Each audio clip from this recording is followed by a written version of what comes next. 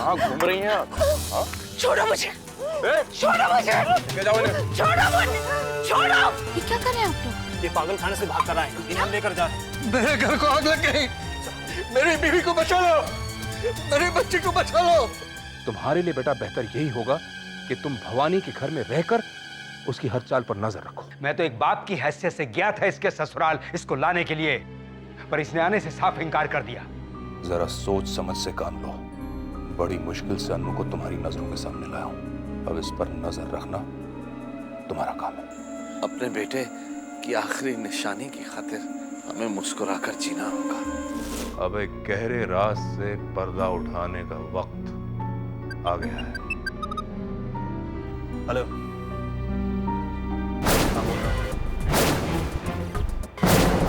क्या? कौन बोल रहे हैं आप? मैं जानता हूं कि मेरी मां इस दुनिया में नहीं। मेरी मां मर चुकी है।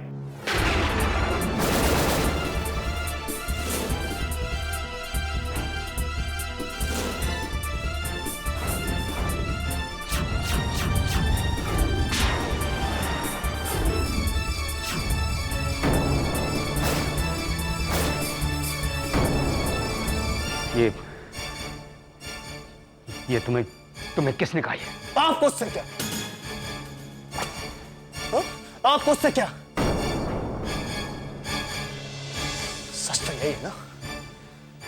सच यही है कि मेरी मां इस दुनिया में नहीं है।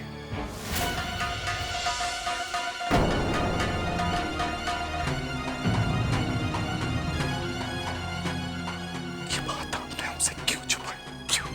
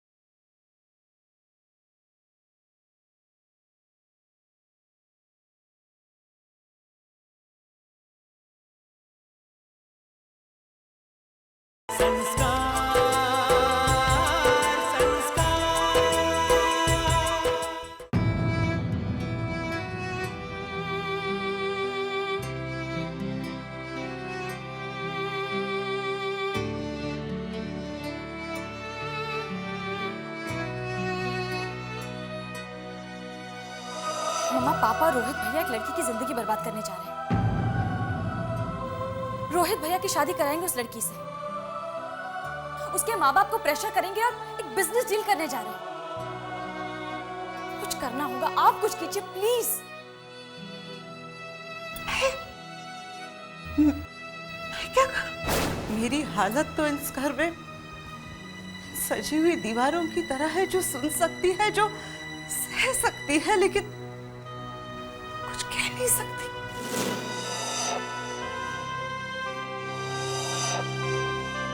यही तो वो परिवार है जिसका हिस्सा मैं खुद बनना चाहती हूँ। वही परिवार है जिससे मैंने सीखा है कि परिवार का मतलब क्या होता है, लाड़ क्या होता है, प्यार क्या होता है, संस्कार क्या होते हैं।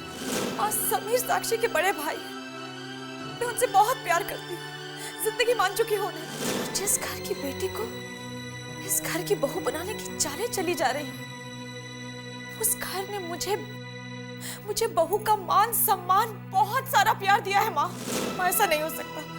माँ प्लीज ये रिश्ते को रोक लीजिए। माँ ये रिश्ते को चुनने मत दीजिए, मैं ऐसा नहीं होने दूंगी। माँ ऐसा मैं नहीं होने दे सकती, प्लीज।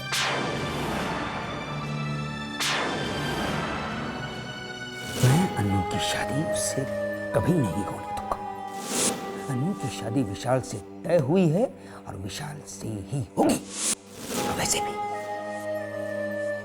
कहाँ वो ओम प्रकाश का बेटा और कहाँ हम? ओम प्रकाश जी की बेटी को बहू बनाकर लाने में कोई एतराज नहीं है आपको, लेकिन हमारी बेटी को वहां तुम्हारे मुंह में जबान है, मुझे कोई एतराज नहीं। तुम्हारी जबान मेरे सामने चले ये मुझे मंजूर नहीं है।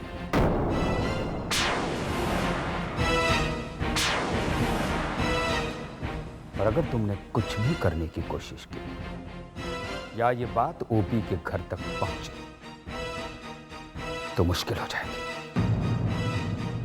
तुम्हारे लिए नहीं, तुम्हारी मां के लिए, जिसे तुम बहुत प्यार करती हो।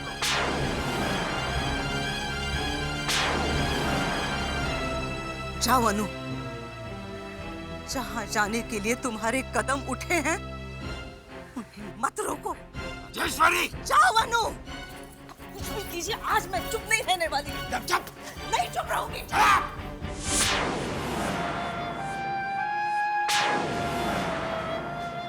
वो मेरे पति हैं। पति के लिए मंगल कामना करना हर पत्नी का फर्ज बनता है, लेकिन आज मैं अपने पति के हार के लिए आपसे प्रार्थना करती हूँ।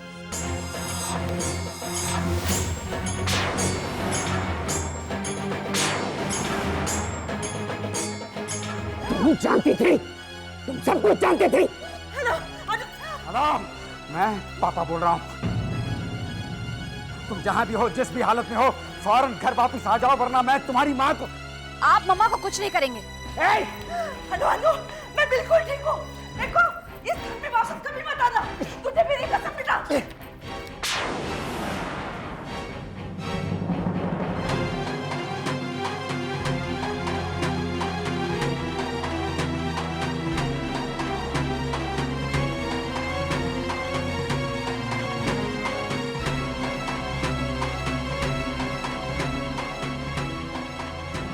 देखो, मेरी बात पर यकीन करो, मैं तुम लोगों से कुछ नहीं छुपाना चाहता था। बस कीजिए पापा, बस कीजिए झूठ बोलना। और कौन से राज छुपा रहे हैं आप हमसे? मम्मी की मौत कैसे हुई? वो एक एक्सीडेंट में राजेश। एक्सीडेंट हो गया था या आपने करवाया था?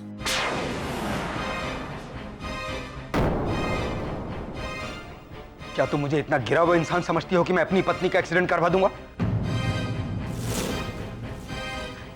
तुम्हारी नजरों में मैं लाख बुरा सही, लेकिन इंसानियत है मुझ में। इंसानियत शब्द का अर्थ भी जानते हैं आप पापा? आप अपने फायदे के लिए अपनी बीवी और बच्चों को भी दांव पर लगा सकते हैं। तमीज से बात करो तुम। जो मुंह में आए बोले चली जा रही हो। माना कि मुझ में और राजेश्वरी में मतभेद थे, लेकिन इसका मतलब यह तो नहीं कि मुझे उसकी परवाह नहीं थी। नहीं थी पापा, आपको मम्मी की कोई परवाह नहीं थी। अगर परवाह होती तो आप उनकी मौत के बारे में हम लोगों को बताते। क्यों नहीं बताया आपने हमें? क्यों नहीं बताया पापा? मैं बताना चाहता था, लेकिन वो तुम शादी के बाद अपनी मुश्किलों में घिरी थी और मुझे डर था कि रोहित राजेश्वरी की मौत की खबर सुनकर टूट जाएगा। मैंने जो कुछ भी किया अपने बच्चों की भलाई के बारे में सोचकर किया। और वैसे भी इस दुनिया में है ही कौन मेरे बच्चों के सिवा।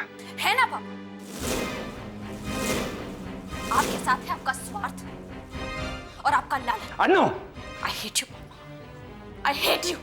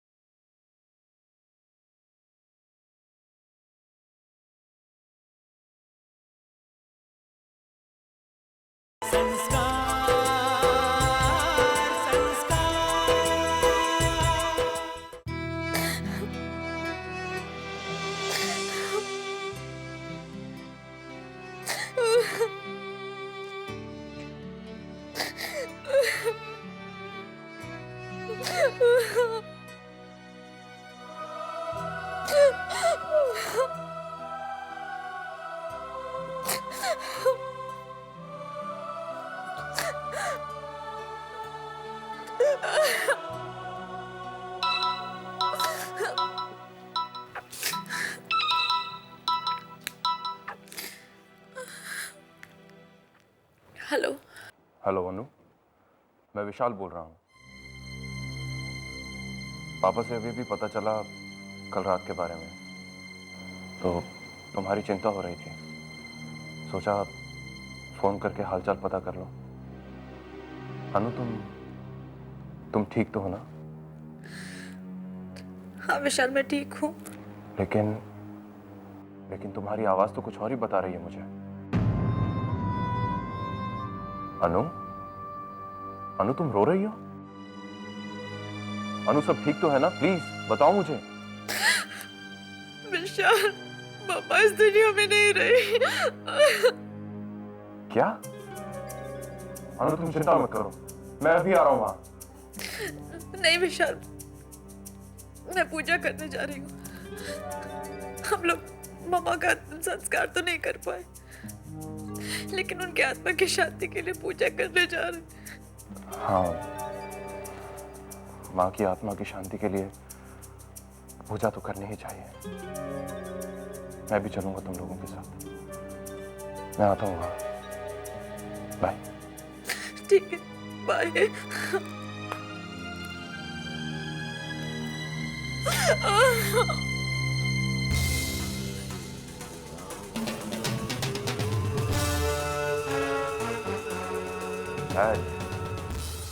वाकई में आपको एक तीर से दो शिकार करने आते हैं।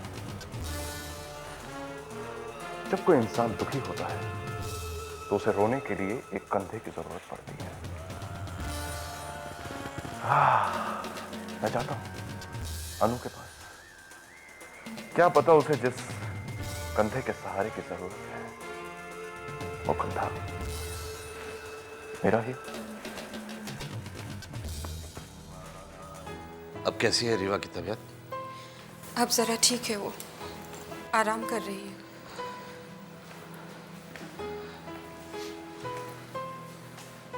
मालती, कल संजीव की 13वीं हो जाए, फिर मैं भी बाहर निकलता हूँ, कोई काम की तलाश करता हूँ। इस उम्र में आप कहाँ जाएंगे नौकरी करने? क्या करें, यूं घर में हाथ पर हाथ धर के तो नहीं बैठे रह सकते ना। घर चलाना है कोई मजाक है? पैसे तो चाहिए। संजीव रहा नहीं, राहुल अभी अपनी पढ़ाई कर रहा है और समीर जिस दौर से गुजर रहा है उससे तो कोई उम्मीद की नहीं जा सकती। अच्छा तो मैं जाऊंगा, कहीं ना कहीं कोई ना कोई काम तो मिलेगा। इनकम तो चाहिए घर चलाने के लिए।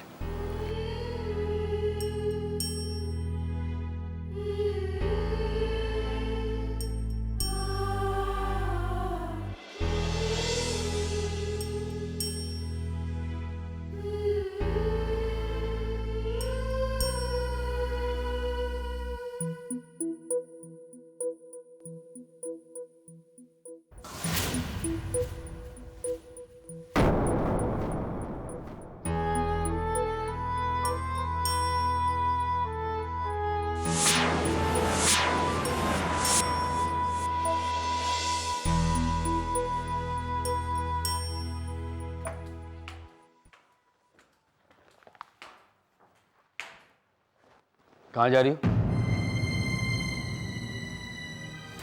माँ की आत्मा की शांति के लिए पूजा करने।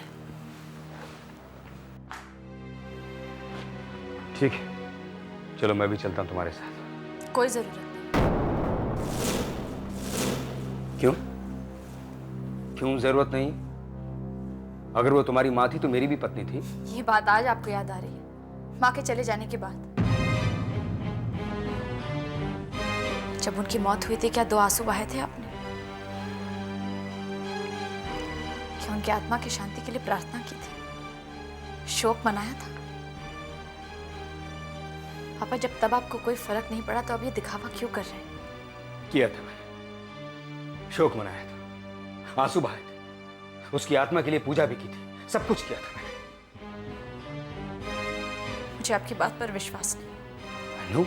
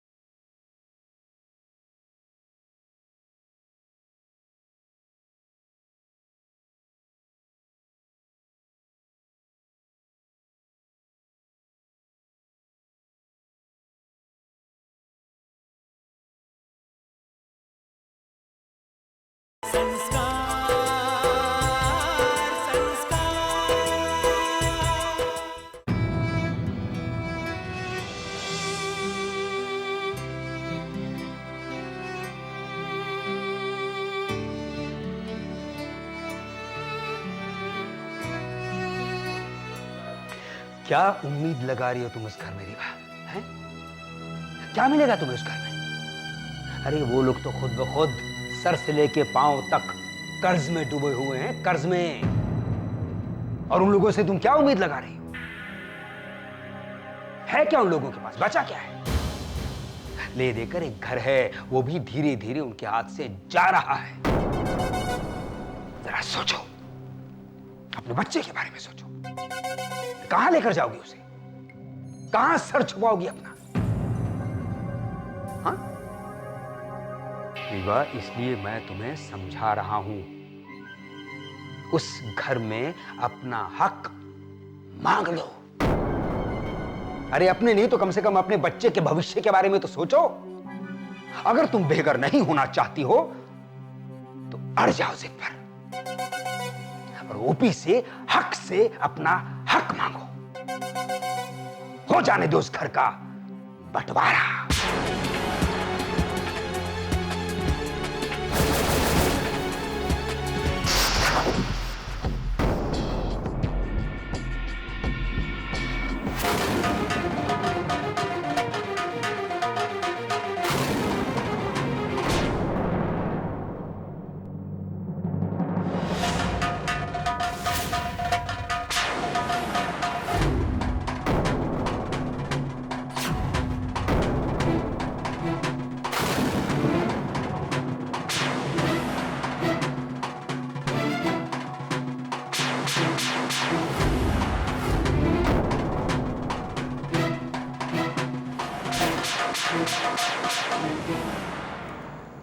ये कौन है ये?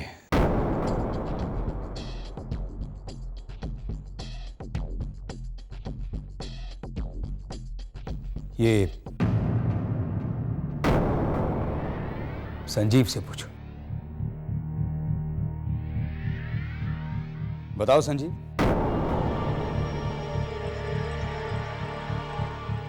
ये कौन है?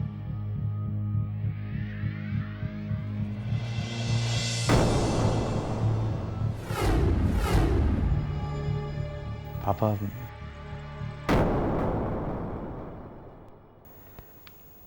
पापा ये रीवा है। संजीव और ये एक दूसरे से प्यार करते थे।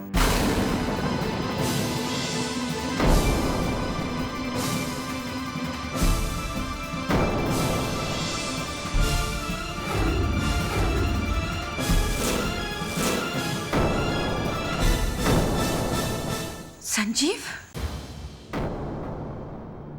क्या ये सच है?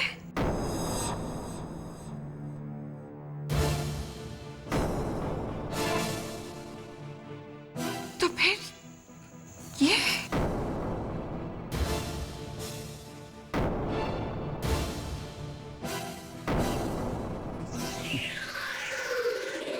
भाभी जी, अब अनुपमा ने जिस तरह संजीव से शादी की,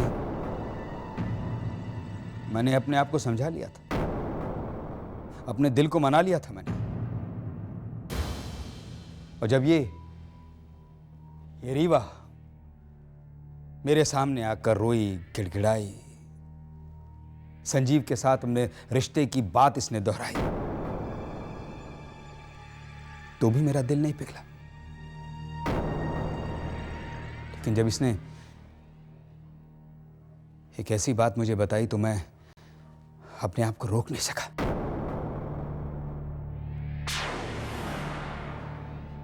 ओपी, ये लड़की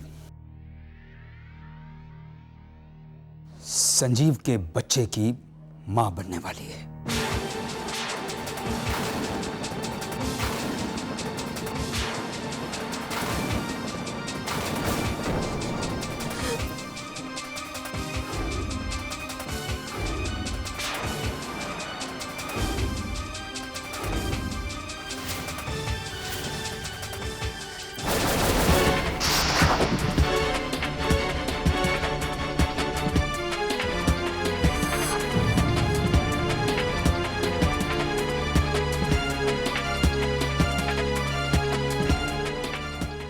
रीवा पापा का साथ दे रही, लेकिन क्यों? इससे पहले कि दोनों मिलकर उस परिवार को नुकसान पहुंचाए, मुझे कुछ करना है। पर मैं क्या करूं? उस घर में अगर रीवा के बारे में किसी को कुछ बताती हूँ तो कोई मेरी बात का विश्वास नहीं करेगा। और अगर मैं पापा से बात करती हूँ तो वो सावधान हो जाएंगे। लेकिन मुझे कुछ तो करना होगा। क्या करूं?